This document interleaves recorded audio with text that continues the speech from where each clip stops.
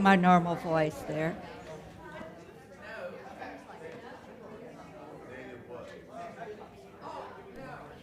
Sure. Check in, testing. Hello. And how are you today? Does that sound okay?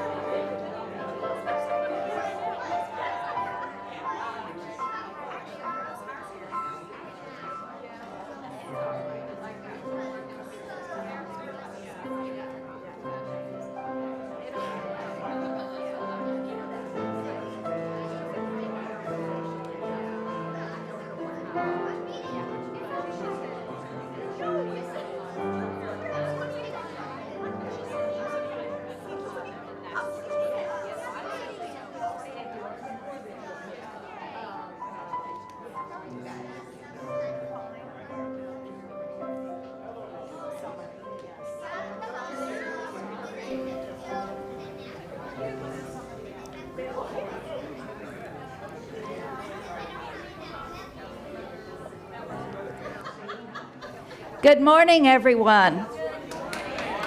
Good morning, and welcome to the Unitarian Universalist Church of Chattanooga.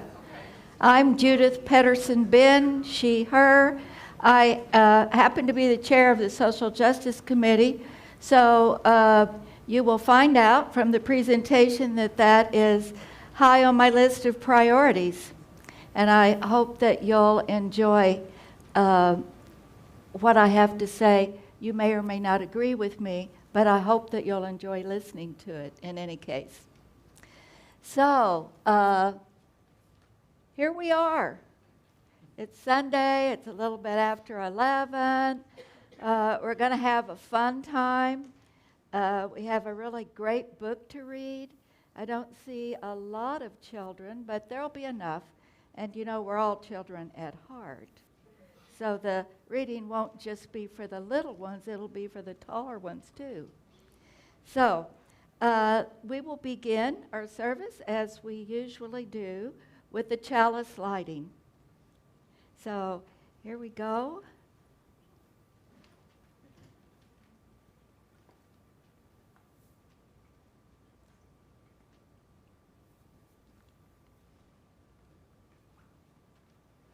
Here's the acknowledgement of the land that really belongs to no one, but we think it does. So we're saying that it's our land, but it was the land of many people before us. So as we light the chalice,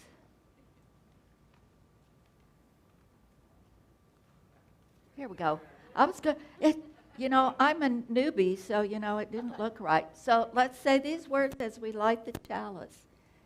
In the light of truth and the warmth of love, we gather to seek, to sustain, and to share. May it be so. Thank you. And now we have music. Christian, are you first? Not just me. Good, we've got a group. We have our whole UU plugged band. All right. Do you need anything up on the screen, Christian? Yes, next page. And since it's a song for everyone to sing, we want to invite you to Stand up, kind of get loose on your legs and feet so you can start dancing, moving, and singing along. Keep it decently slow.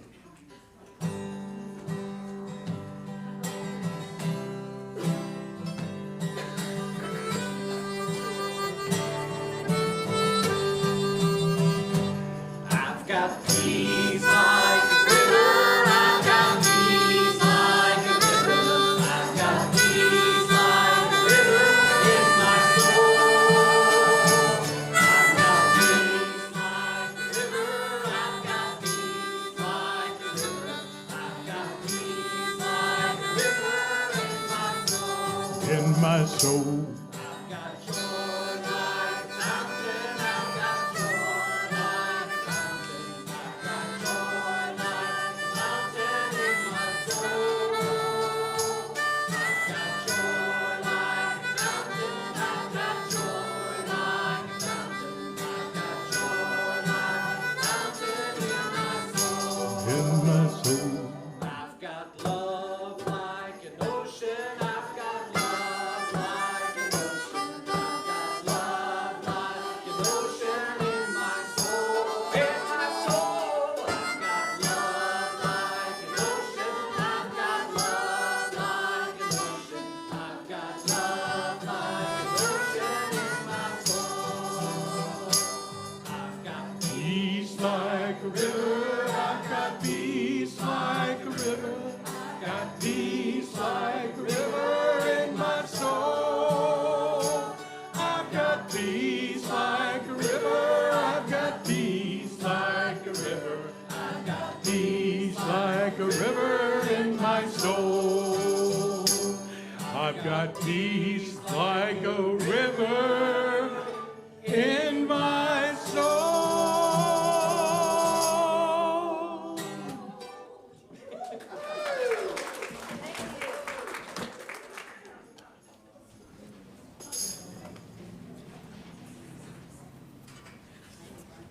So we're going to do the Time for All Ages in just a minute. I have a reading for everyone to listen to, just to kind of start our morning off together. And this is from the book called Becoming Kin, an Indigenous Call to Unforgetting the Past and Reimagining Our Future.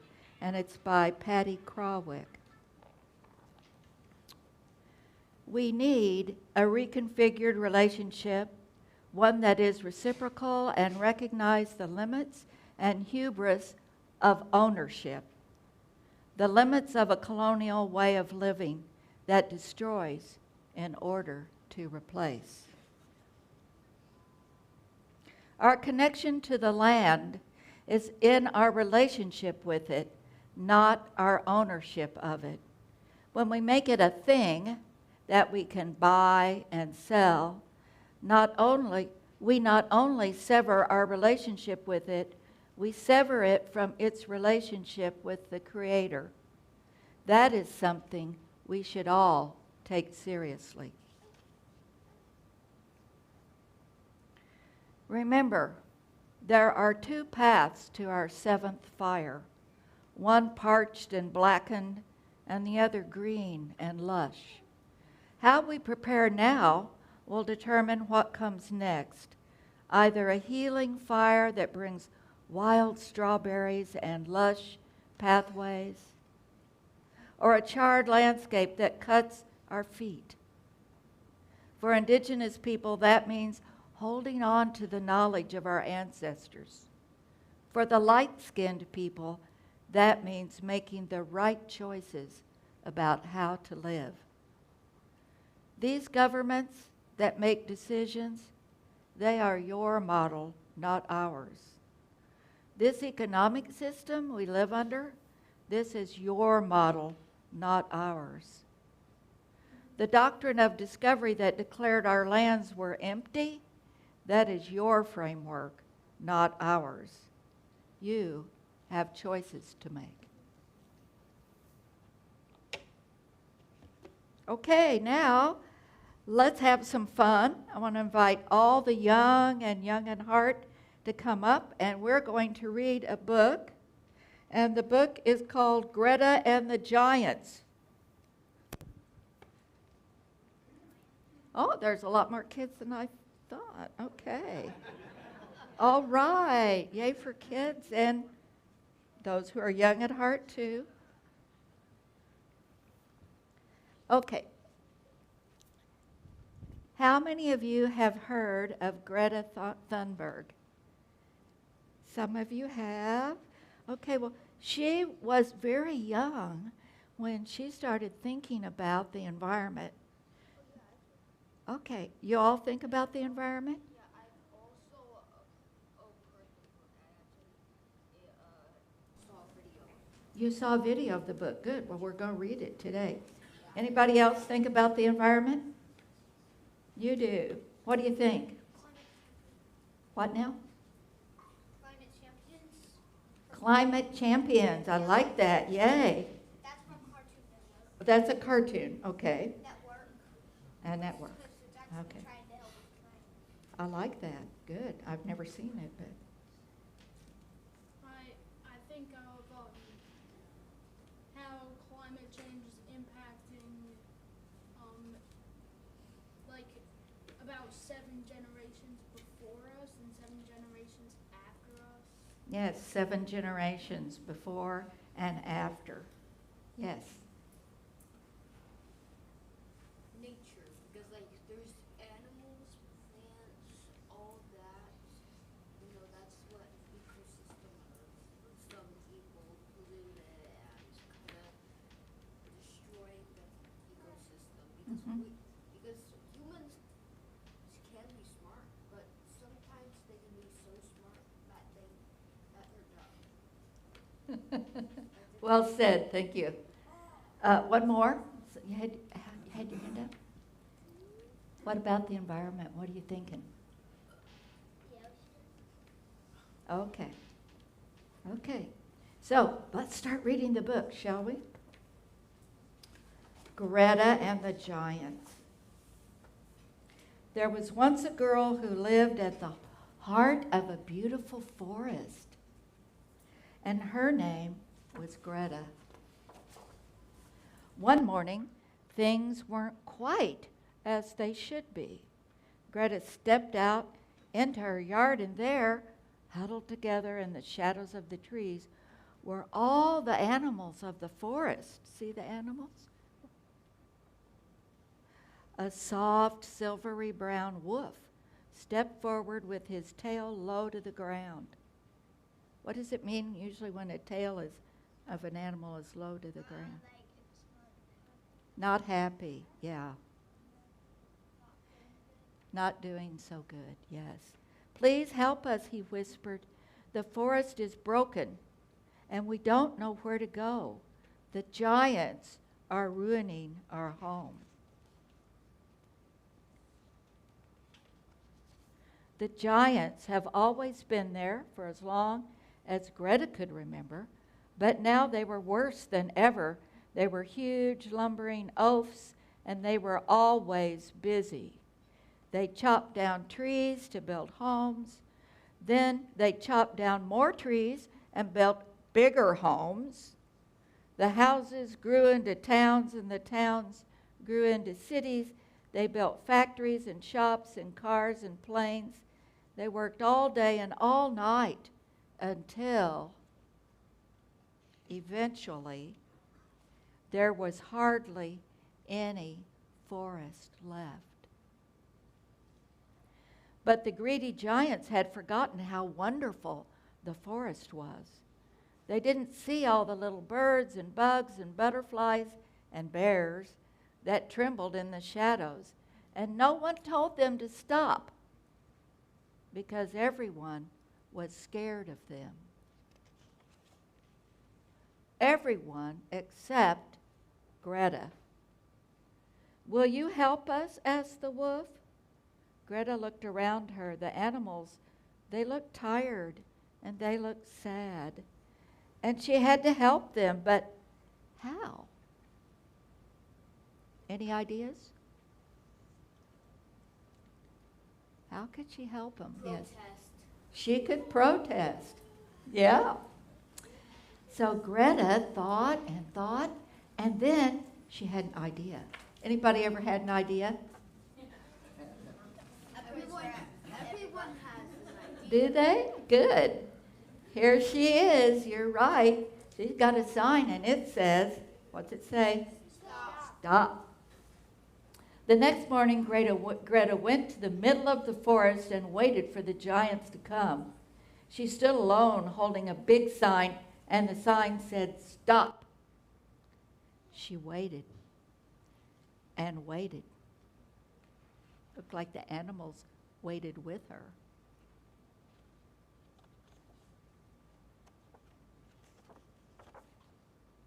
On the first day, the giants didn't see Greta, and they lumbered right on by.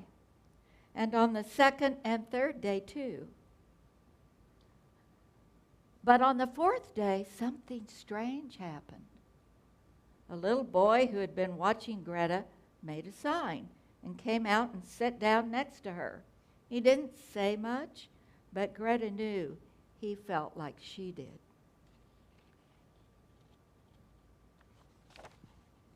Soon, more people and animals saw what they were doing and joined in too.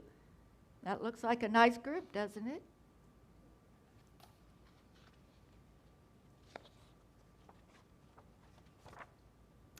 Before long, a huge crowd filled the forest, stretching out to the city and the roads beyond. They stood together and waited. The crowd was so huge that the giants were stopped in their tracks. "Please stop," Greta cried. "Your greedy behavior is spoiling our home. You've broken the trees and trampled the flowers, and now the bees and birds have flown away. These animals are homeless now, and our forest is dying." After Greta had spoken, everything was silent. But then everyone in the crowd began to shout, "We need to take care of our forest and live together. Will you please try?" they all said. What do you think the giants said? Any ideas? No? You don't know? What? Maybe yes. The giants shuffled and stamped their feet on the ground. They were embarrassed and a little bit sad. You see, the giants were so busy building, they didn't see what they were doing to the forest or the animals who lived there. The giants felt terrible. "We're sorry," they said, and they promised to try harder. They slowed down and learned to sit quietly. They stopped working all the time and instead took up new hobbies. They stopped chopping down trees and learned all about gardening and living in the forest. They cooked, repaired, tidied, and shared, and before long, the forest became more beautiful than they could ever have imagined. The end.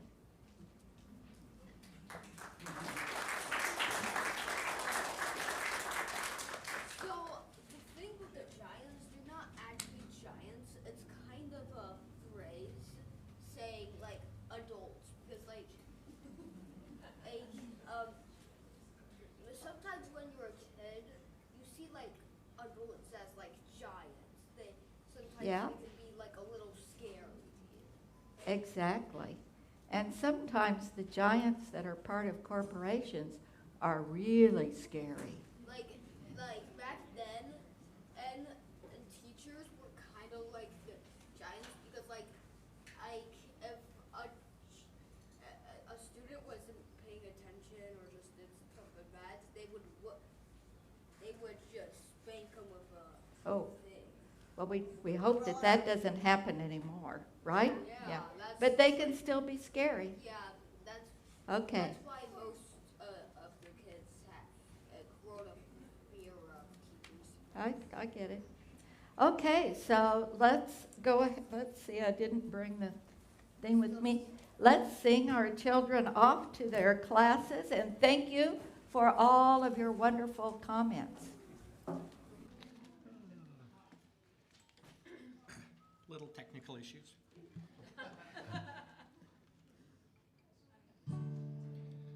Go your way in peace, wander as you may.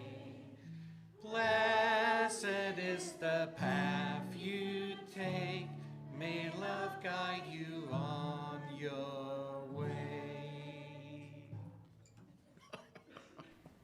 Okay, so now we're going to do a little meditation. Okay, there's no singing bowl, so we can do a meditation without it. I'll just invite you to get comfortable in your seat and close your eyes. If you don't want to close your eyes, fine. Just turn your gaze downward. And just let yourself enjoy watching your breath as it moves in and moves out of your body.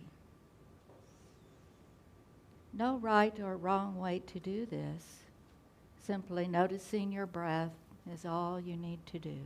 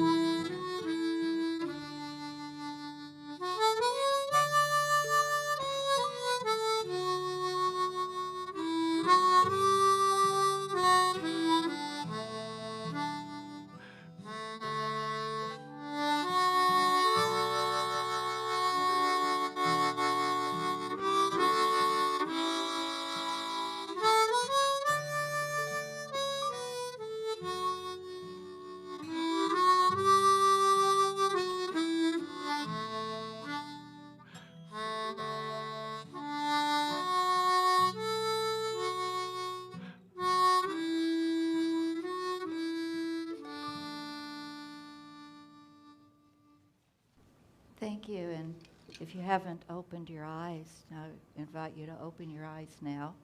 And I will invite Jen up to talk to us a little bit about how we're going to do the joys and concerns.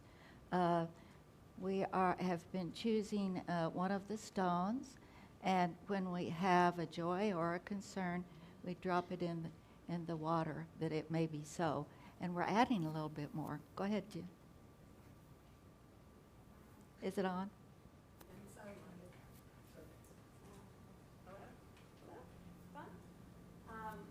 If you would, we're going to come and do the rocks and water ritual like we always do, but if you would prefer for us to put a rock in for you, we have a table at the back by the entrance, and you're welcome to head back there and do the ritual back there, and then someone will bring that bowl with the stones after the ritual here is completed, and we're going to add them to the water for you so that we can all have our stones in there together. That's all. Thank you, Jen.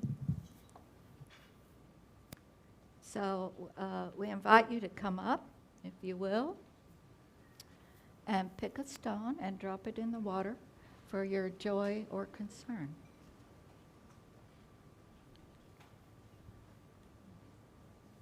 And you're welcome to form 2 lines.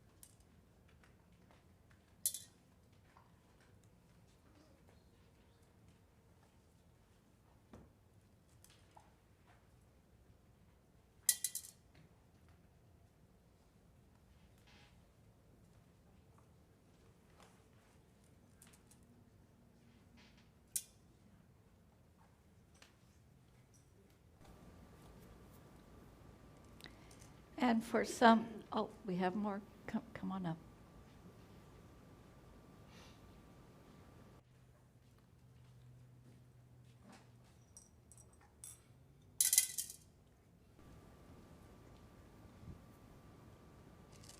And for those of you who may have a joy or a concern who didn't come up, we'll drop some more stones in.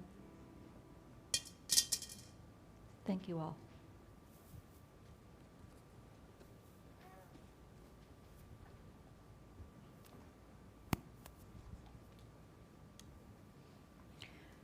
Oh, yeah, I was going to say, we have music now.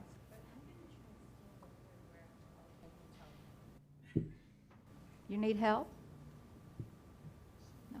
Okay.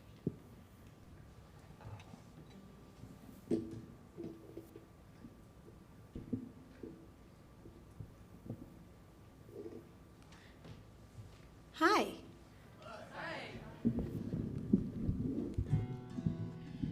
I'm Charla, and thank you. I'm going to play y'all one of my original songs. If you feel inclined to dance or to even join in, like if you go, oh, that's catchy, I can sing that along, please do, you know?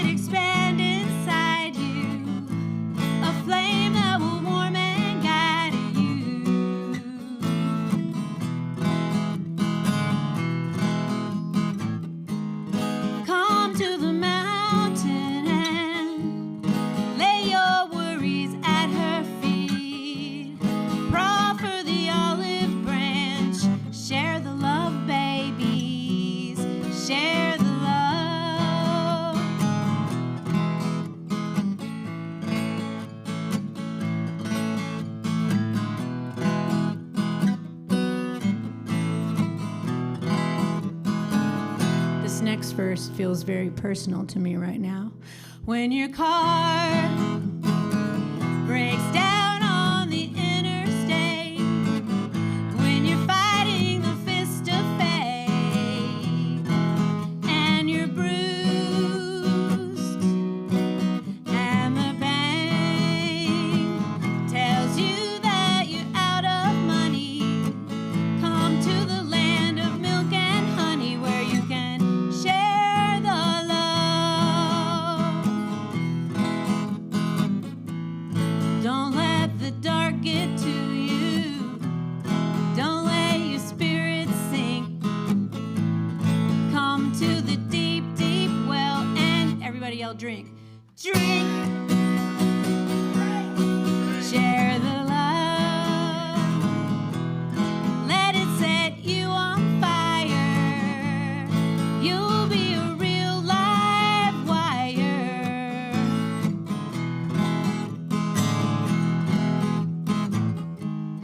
Come to the mountain and lay your worries at her feet. Proffer the olive branch. Share the love, babies. Share the love.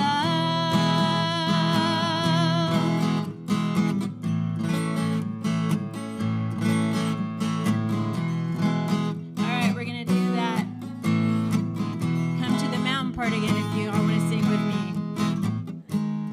Come to the mountain and lay your worries at her feet.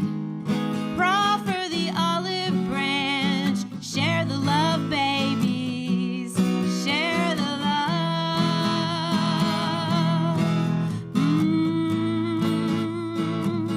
Share the love.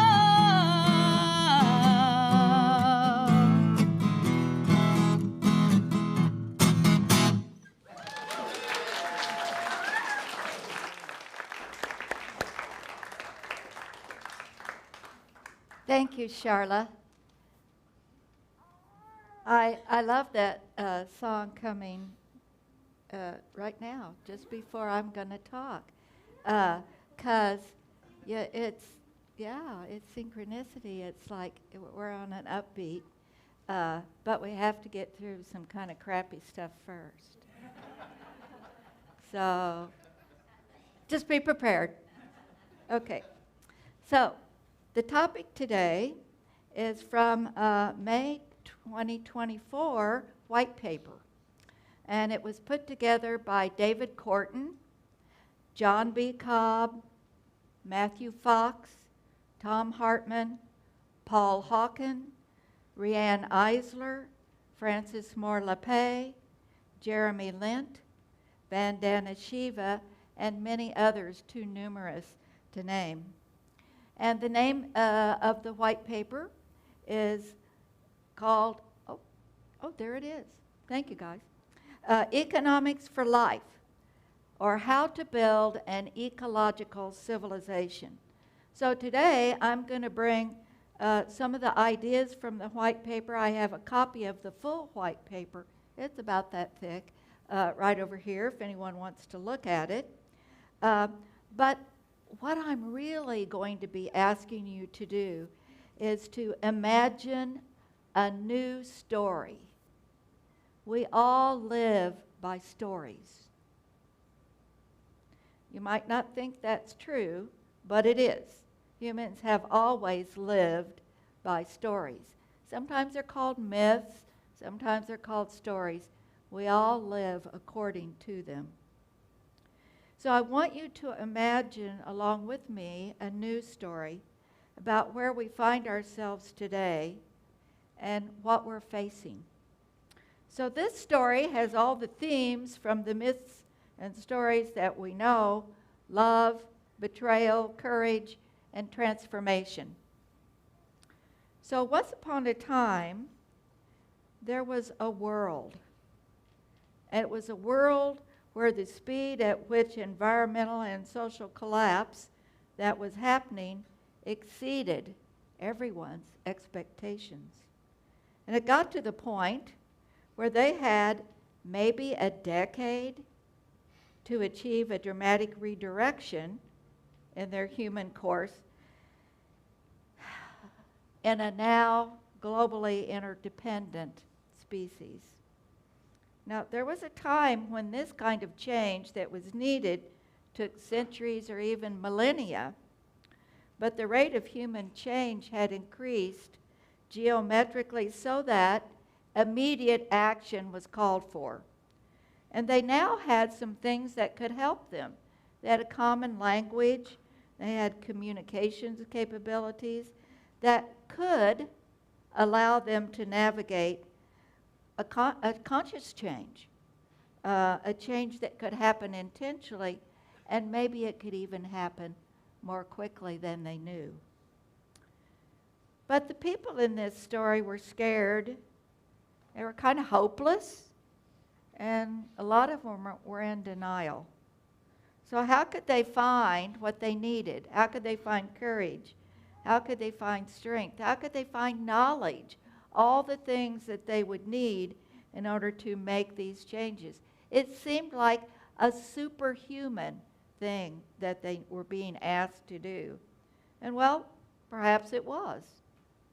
But isn't that what heroines and heroes have always done? Superhuman things. So, of course, this story is our story. And the ability to turn our lives around and to turn the world around is our task in this time. We may not finish it, but we certainly need to begin it. One could even say that that's our own heroic task. So I would like for you to think for a minute about the internet. I'm going to make sure I get this right, so let me get this paper. In the late 1950s and 60s, the internet was developed mostly for scientists. By the 1980s, it was available to academics. And by 1991, everyone who could afford it had access to the World Wide Web. 30 years, and what a change that has made in our lives and in the world. 30 years. So change is possible, it does happen, and sometimes it happens rather more quickly than we expect. So I'm asking today for change. Change in your life, change in my life, change in our culture's life. So, but there's no easy path to change. Tragedy and challenge will inevitably lie ahead for all of us. But the longer that we wait, the more difficult the transition becomes, and the less likely we'll be successful. So now, right now, our task is to recognize and act on the emergency at hand. Now remember, this is not just me speaking. I'm sure some of you know at least one of the authors of this white paper. They're all well respected in their field. So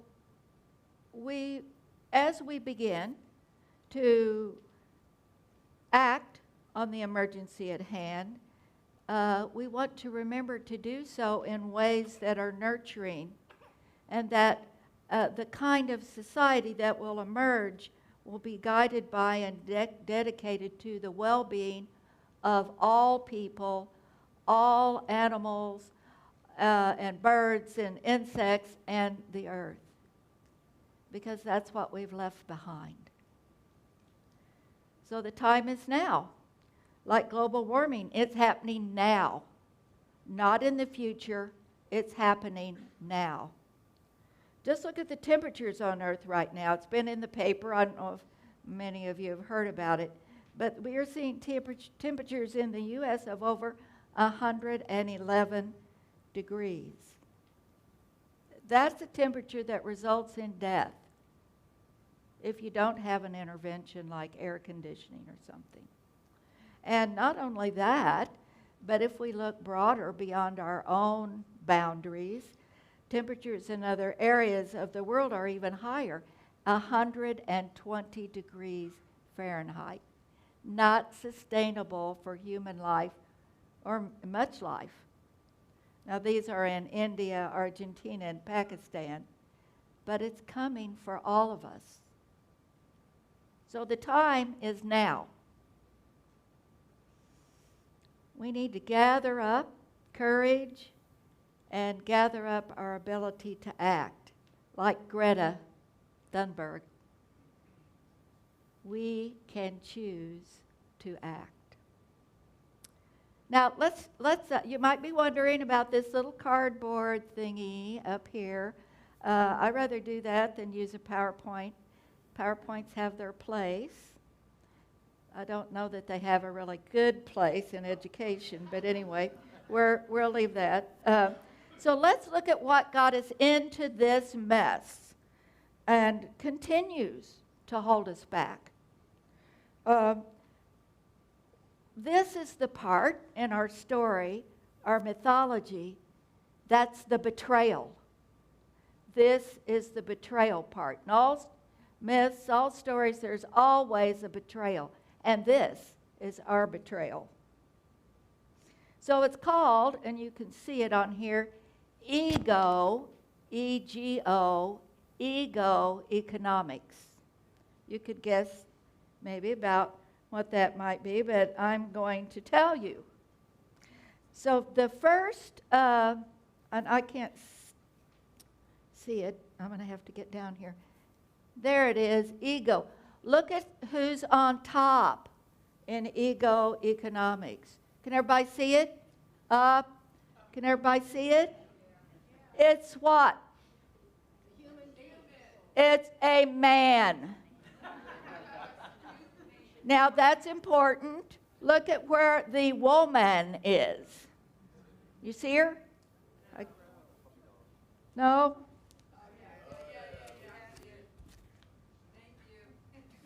She is not at the top. Being a woman, I'm offended by that. And I think that it speaks to the issue of patriarchy, which, that's a whole nother talk. So, ego economics is, by definition, here is the definition. Humans are Earth's ultimate choice-making,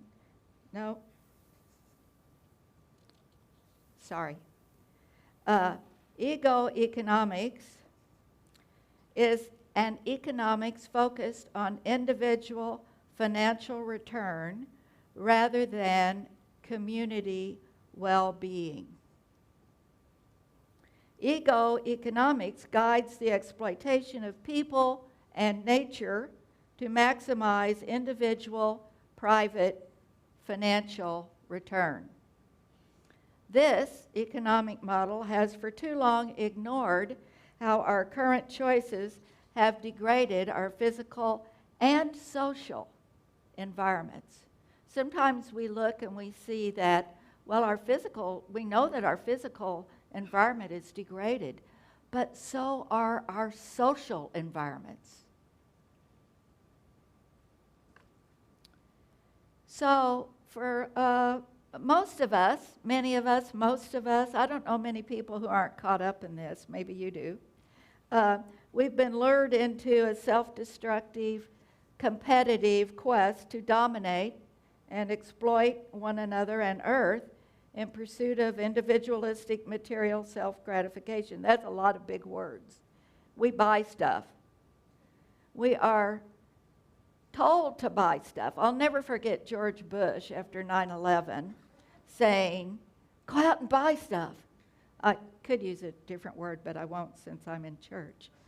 Yeah, we're all caught up in it. Whatever your pleasure is, maybe it's cars, maybe it's houses, maybe it's clothes, that would be mine. But whatever it is, we're encouraged to consume, consume, consume. And the corporate media encourages this. Well, I don't like to watch TV that has commercials, but oh my gosh, when you do see a commercial, what's it telling you? There's something better. You can get it. You can have it. And what will you be? Better. Happier. Thank you. Happier. That's important. You'll be happier. No, you won't. Money doesn't buy happiness. Sorry. No, it doesn't. Social connections lead to happiness. So, the other thing besides buying that this does, the ego economics does for us, is we forget that this is not inherent in our nature to be this way. It's not inherent in our nature to be this way. You know, this is the thing that it's part of the myth. That's the betrayal. It's a betrayal of who we are as humans. And so we don't really step back often enough to reflect and to think about what is the real meaning of life besides buying all this stuff, which doesn't really make us happy. What is the real meaning of life? And how could we live in a way that's better? So, you know, we all have basic needs. So we need some money, we need food, we need housing. Tell me, what else do we need? We need clean water, clean air, education, healthcare, connection. So there are a lot of things that we need that we're what? I forgot food. Oh my gosh, how could I do that? Yes, food. Those things are necessary, and we do need a certain amount of money, since that's what we use, to have those. But beyond that, it doesn't help us. Actually, it harms us. So ego economics is something that we've all grown up under, that we all participate in, and it's killing us, and it's killing the very earth that we live on. So that's an old story. We all know it only too well, but it's a story. And it's a betrayal of everything that humans and the world need. So now we're going to shift. That's the bad part. That's like the car breaking down on the interstate. That's the bad part. Now we're going to shift to another story. And this story is a little bit different. It's called ECO economics. I'm going to hold it up. It's on this side. And you'll see that it's a circle, because a circle represents wholeness. This is a linear model, and it leads to the destruction of the earth. It leads to the destruction of the earth. Continuous consumption in a finite universe or world. So, eco-economics, now I'm going to challenge you just a little bit on this one, because it's not like the old story. In an ecological world, we have a new framework for what life could be like. In the ecological civilization of our future, we may compete in our human quest to serve, to create, and to beautify, but never in an egoistic quest to destroy and dominate others and the environment. So there are three things that we have to hold in our imagination, and that is we have to acknowledge that there are limits to the regenerative capacities of Earth and to our communities. We need to commit ourselves to the equitable sharing of what remains, and we need to join in a shared commitment to restore Earth to full health while reconnecting with one another and nature to secure a good life for all people and for all generations to come, as one of our wise young persons said, 7 generations. So the human well-being depends on the well-being of our living earth. And the drive to continue towards growth is imperiling the future for all of us. So now I'm going to say that a lot. Now, I'm going to ask you to embrace the possibility of transforming our relationships with one another and with the earth. Because if we don't, we'll perish, along with a lot of other living things on the earth. So you might be thinking that, well, I don't want to do that.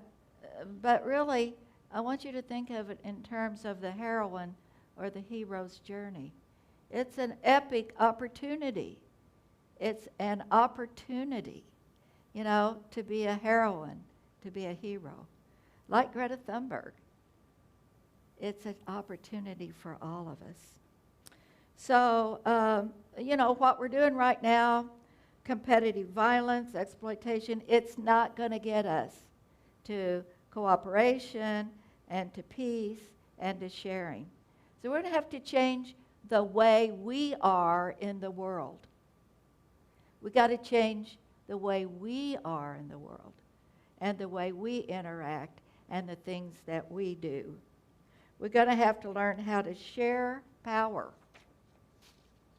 Share power.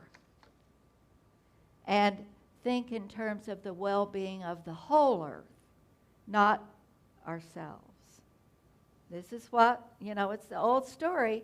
We just think about ourselves getting what we want and need. But this is a different story. So we're going to have to consciously and intentionally choose another path. And this path is contrary to the old story. So you might think that this can't happen. Or you might think that I'm a crazy liberal environmentalist. And you might think that all the other people who wrote the white paper are too. But I would like for you to stop for a minute and think about, how did this church begin? Anybody? And I don't want a long history. I want one word. How did the church begin? This church, this building that we're in right now. How? But before that? An idea. And what's an idea? A story. And where is that story? It's in your imagination. All of this that seems very concrete right now began in the imagination of 1 or 2 or 3 or 4 people. That's where it began. So don't say this can't happen. It's already in their imagination, and it's in my imagination. Let it come to your imagination. And then after imagination, the people got together, they started talking, they started taking action. Imagination and action, here we are. And collective money. Yeah, money has a purpose. I'm not saying get rid of money. Use it purposefully. Here we are, very solid. But that's where it started. So, if I do anything today, I want you to recognize the power that you have of imagination and joining with others. So, I want to move now to a voice of change from Africa.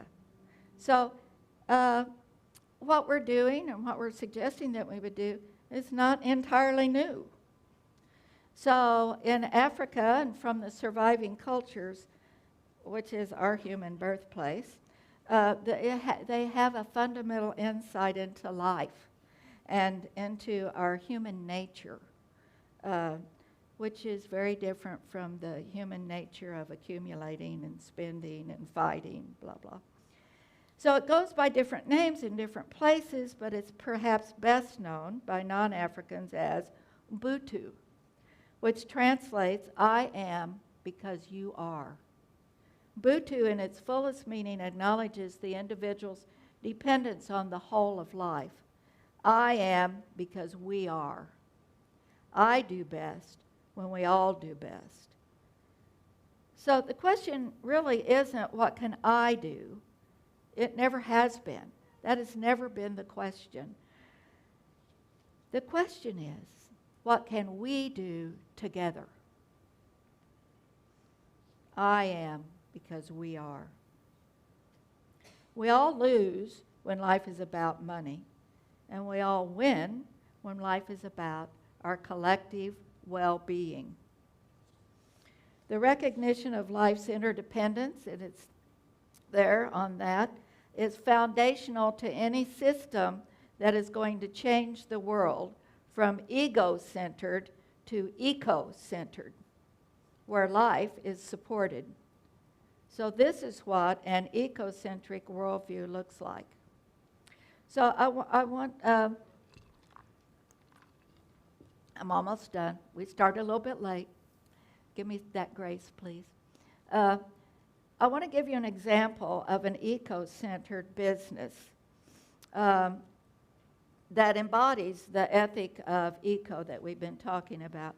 So there is, and I want you to think about any small businesses that you've ever had a good experience with, in case you don't know this one. But for me, and I know some other folks in the congregation, there's a business that's just around the corner of Brainerd and Germantown Road, and it's called Parker's Garage, or Parker's is what I know it by. It fits this ethic. It's a small business. No one gets rich, but they are making a living. The clients love to come there, and they are treated fairly. And even more, the owner, Bob Parker, who recently died, loved his clients, and he loved his coworkers. They were an important part of his family. And this is a quote from him. He loved them, and they loved him. So this is an example of Ubuntu in action, where everyone wins. They don't get rich, but they are loved and cared for. So again, you might say this is pie in the sky, but it's not. We know how to do this. So, one last thing, and then I'm going to close. When we're talking about imagination, again, I want you to think about imagination and human empowerment. Human institutions, the institutions that are inherent to our problems in eco-economics, we could name a few, which might be corporations, Congress, billionaires, insurance companies, blah, blah, blah. They're all purely human creations. Their only legitimate purpose is to serve the people on whom their existence ultimately depends. If institutions fail to serve us, then it is our right to eliminate or transform them. Imagination. Just because we now have a corporate-ruled society, it doesn't have to be that way. A civil society is where the power of we the people ultimately must reside. It must reside in the people. Now that's what our Constitution tells us, but again, remember that we've been betrayed. So there are 4 foundational truths that I want you to remember, and there are some handouts. I have some more handouts here. There are no winners on a dead earth. To live is to labor, to work together towards change and sustainability. And it is our true nature as humans to care and share. And it is now within our means to create a world of peace, of beauty, of creative opportunity, material sufficiency, and spiritual abundance for everyone, grounded in the wisdom of our ancestors.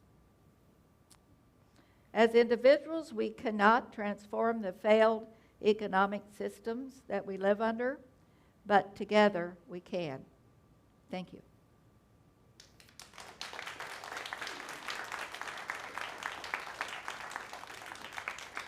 Okay, and now we will have the offertory.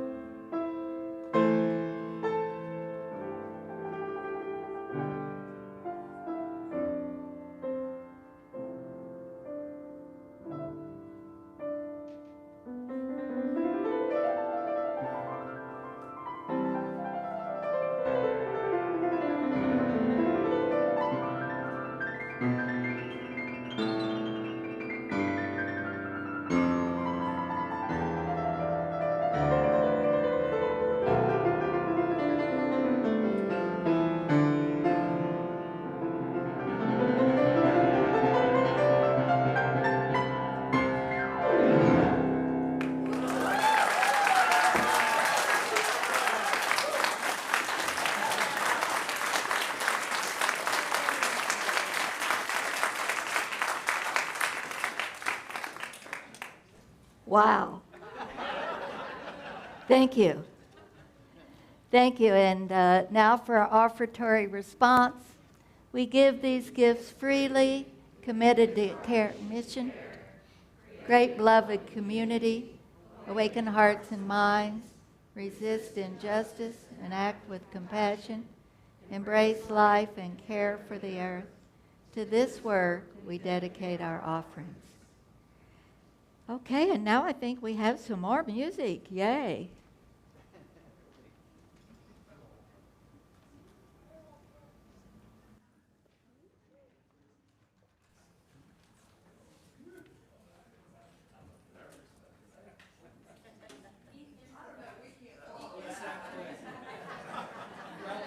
Since we cannot follow along with that to Sebastian, wow. We'll do that together with you all. Yeah. So you guys gotta stand up as we're singing. So each individually of you, as you're bringing out this ecologically minded economics and kind of building up a new world, let's sing This Little Light of Mine. And remember, the third verse in it is then up building up a world.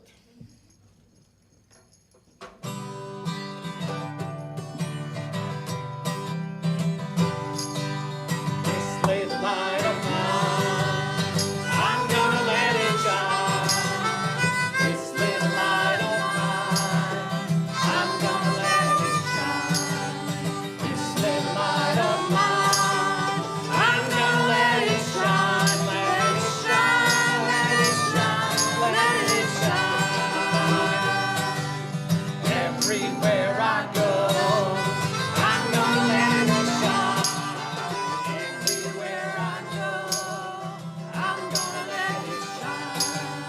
Everywhere I go, I'm gonna let it shine. Let it shine, let it shine, let it shine. Building up a world, I'm gonna let it shine. Oh Lord, Building up a world, I'm gonna let it shine.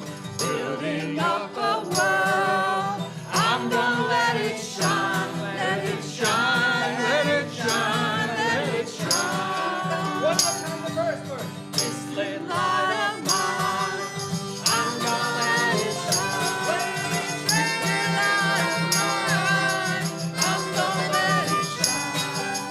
This little light of mine, I'm gonna let it shine. Let it shine, let it shine, let it shine. Let it shine, let it shine, let it shine.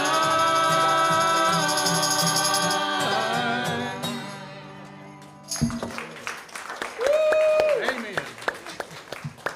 Amen. Great music today. So what? Wow. So what?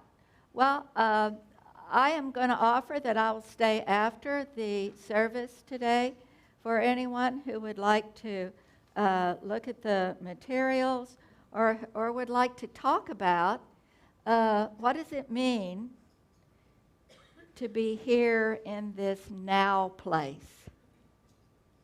And what can we do together? So that's the so what. And do you mind to, yes, thank you. So we're going to extinguish the chalice. Thank you, Jen. Oh, yeah. You can just move.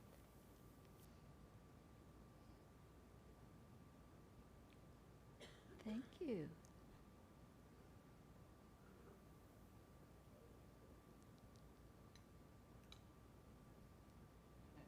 Well done. Thank you.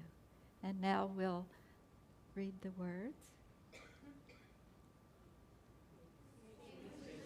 Light, that keep the light of truth, the warmth of community, and the fire of commitment These we carry in our hearts and share with all the world.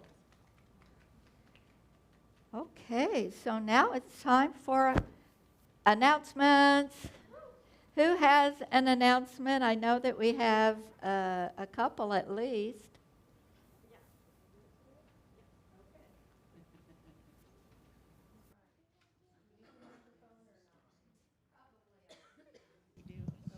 Yeah, it sounds like it's on. Hi, everyone. I'm Steph, she, her, and this is my best pal, I'm Skip. for those who don't know her. And I bet there are some here who don't know that we have a kitchen witch that hangs in the kitchen above the sink. And sometimes the kitchen witch speaks to Skip. And you might hear her say things like, "Oh my word, we're gonna get ants." That's something you might hear sometimes.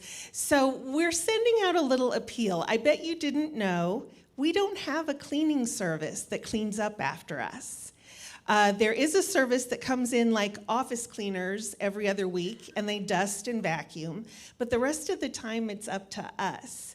And I bet you also didn't know that last year, when Skip shattered her shoulder and arm bone, there was no one to take the recycling out and sort the recycling and wash the linens and make sure that the garbage was taken out, especially after groups meet here. What other things? And maybe it's because some people are afraid to do it, afraid to volunteer to clean up. They're afraid they'll put something back wrong or not know how to make the coffee or do the dishwasher.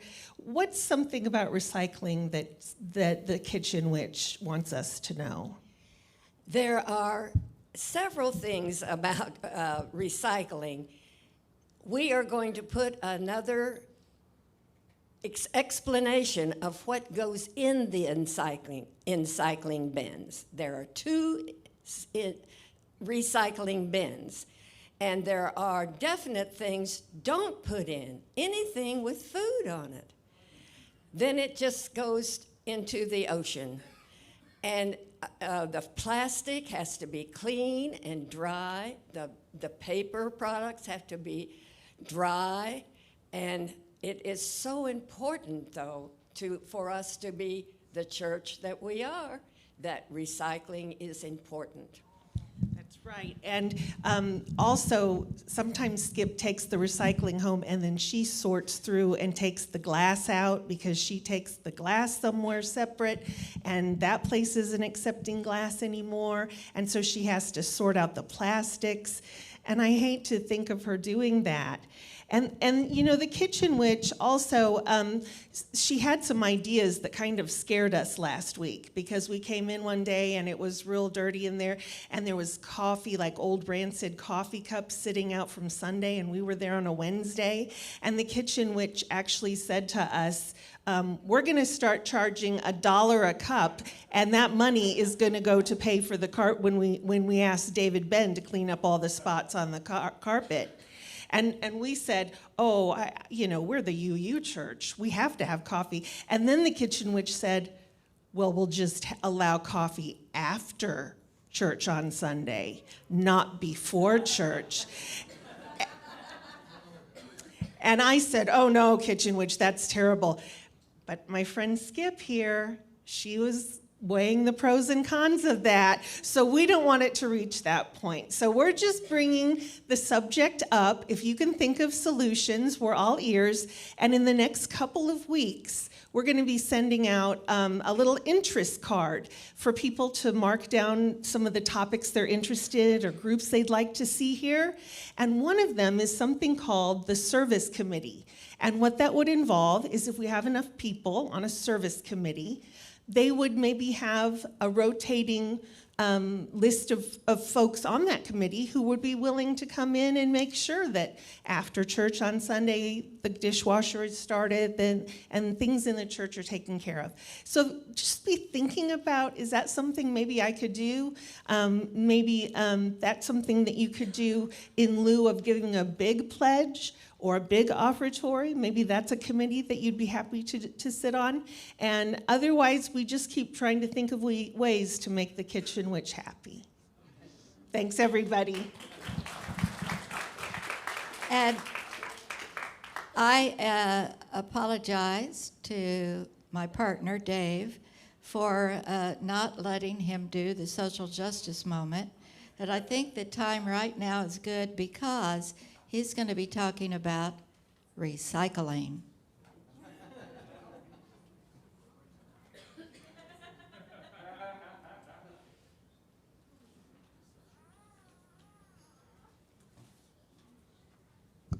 Well, if you look at this diagram here, you notice that plastic is not on this diagram anywhere because plastic is a man-made thing. It's not a natural thing, okay? And so we're trying to deal with plastic in the world, and we're trying to deal with plastic in this building, and we're trying to make a small dent in it. Let me give you some numbers here just to deal with this problem. Currently, the polymer production system is producing about 500 million tons of plastic on the whole world. Of course, plastic is made out of petroleum, and petroleum is expensive, so there are a lot of people making a lot of money off making plastic. You really don't want plastic, but it's handy, so they keep giving it to you all the time. Now, note that projected plastic production in 2040, the projected plastic production is 800 million tons. The curve is going up like this, even though you don't want it. By 2060, the projected plastic production is 1.2 billion tons. It's going up, and we're trying to fool around recycling it. So we'll continue to fool around recycling, but what we really have to do is stop producing plastic. We have to stop doing this ego thing, and we have to start doing the eco thing on the other side, because the corporations are not going to stop producing plastic. They think you want it, okay? Like all the other junk that we buy, they think that you want it. And it's handy, of course, to get your meat in plastic wrappings that you can just toss away somewhere, or plastic water bottles, clean water that's supposedly clean in plastic water bottles. Of course, recently we found out that there are a lot of nanoplastics in that water bottle that is producing, because the bottle is made out of plastic, and it comes from a production process that leaves nanoplastics in the bottle that they put the clean water into. Duh. Why do we have plastic? Why do we have water, supposedly clean water in plastic bottles? Because Coca-Cola Company makes a hell of a lot of money off of it. Have you been to Costco lately and see people carrying out bales of these things? So I'm willing to work on the plastic recycling problem here, and we will put up, as Skip said, we'll put up some signs and try to get our recycling in order here. But my suggestion is that you all work in the community to try to stop plastics from being used. Go to the food store and say, why is all this meat packaged in plastic all the time? Plastic that has to be thrown away. You cannot recycle that plastic. I have another suggestion that we can do some sort of street theater out here on Navajo Drive, and I'll bring that up next time.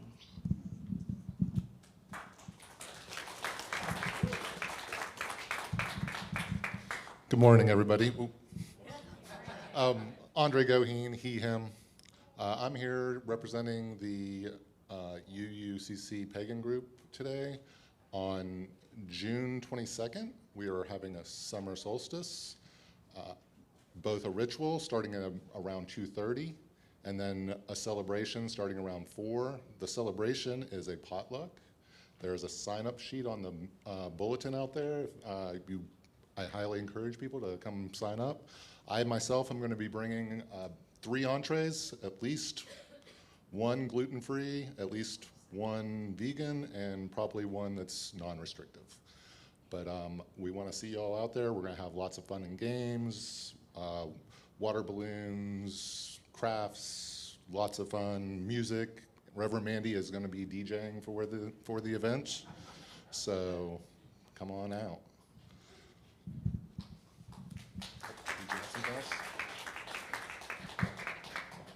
Hi.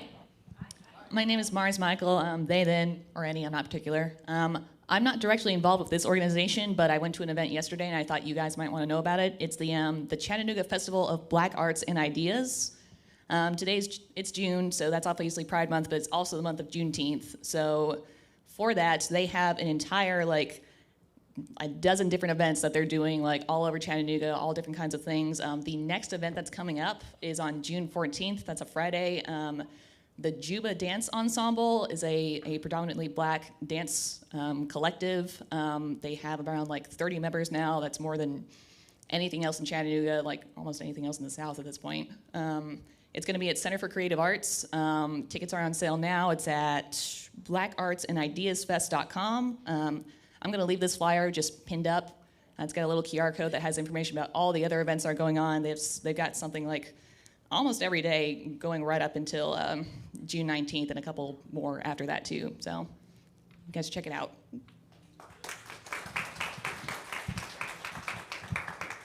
Hello again, Jen, she, her. On June 29th, here we're going to be, as a Saturday evening, we're going to be doing a paint and sip. We have 2 artists. One is Reverend Mandy. She's going to teach us how to paint chalices. The other is Karen. She is going to lead us in painting flowers and foliage. So you get to choose one of those things, a chalice or flowers and foliage.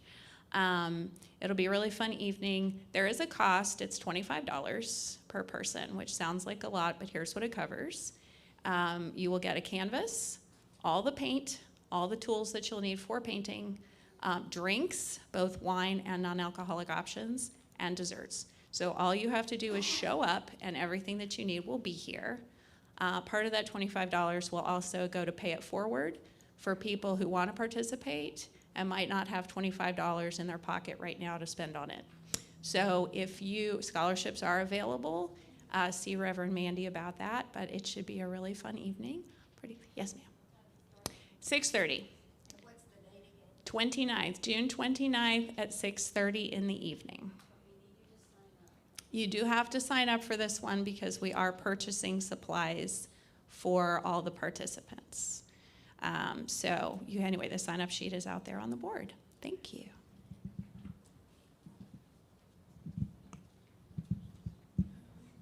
All this art sounds great. I'm going to talk about art too. You may have noticed we have a new exhibit on the walls, and this is a photography exhibit that will last through July.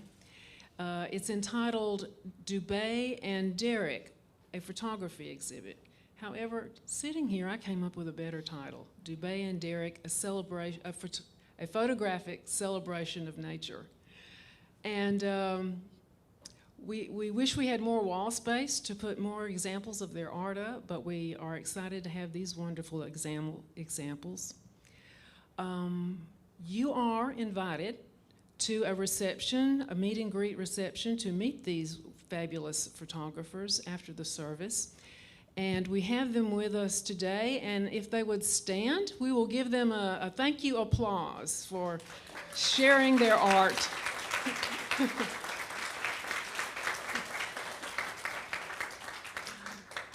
Maria Derrick and Richard Dubé. You may recognize Richard. He was the auctioneer at our spring auction event.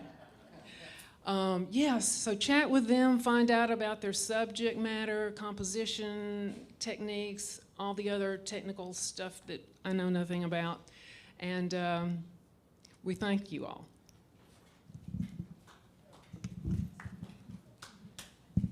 think we're beating the time today for the length of service.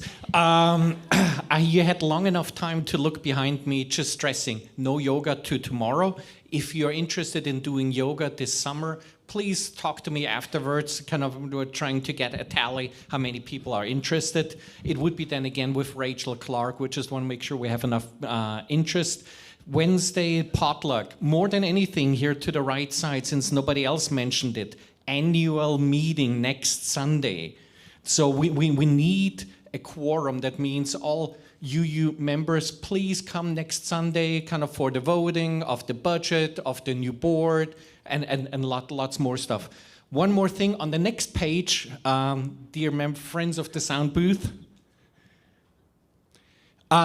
We were on Friday at Nightfall with Tropic Soul. More than 35 people from UU Church showed up here. We had a fantastic time.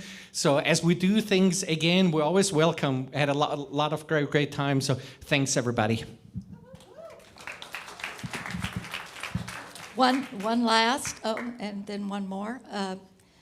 I'd just like to remind everyone, this is the last Sunday that you can let us know who you think would be a good candidate for Share the Plate. I just wanted to, if you like the idea, let's make a list of local businesses that we can share with them.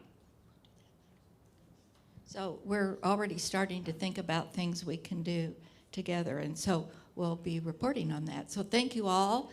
Blessings for your week. Hope you have a good one, and I hope you learned something that you can take home with you. Good evening.